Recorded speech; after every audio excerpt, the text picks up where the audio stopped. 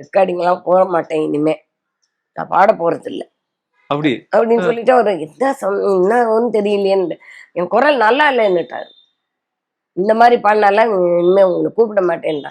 கூப்பிடாட்டா போட்டும், போதும் போதும் நான் நிறைய பாடிட்டேன்னு சொல்லிட்டு மாடிக்கு போயிடுவார். பின்னாடியே எம்.எஸ். விஸ்வநாதன் சார் என்னன்னு தெரியல, அண்ணி அண்ணன் எங்க இப்பதான் மாடிக்கு போனாரு, என்ன ஆச்சு தெரியல அண்ணா, ஏதோ நான் தப்பா பேசிட்டேன் போல இருக்குது, மன்னிப்பு கேட்க தான் வந்தேன் அண்ணனா.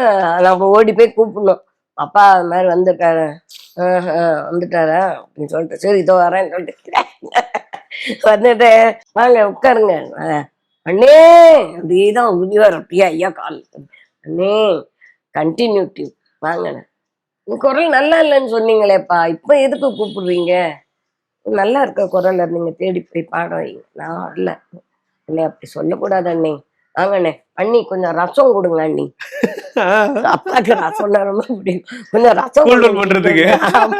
உடனே ஏதோ கொண்டு வரேன்னு எங்க அம்மா டம்ளர்ல அவர் குடிப்பாரு.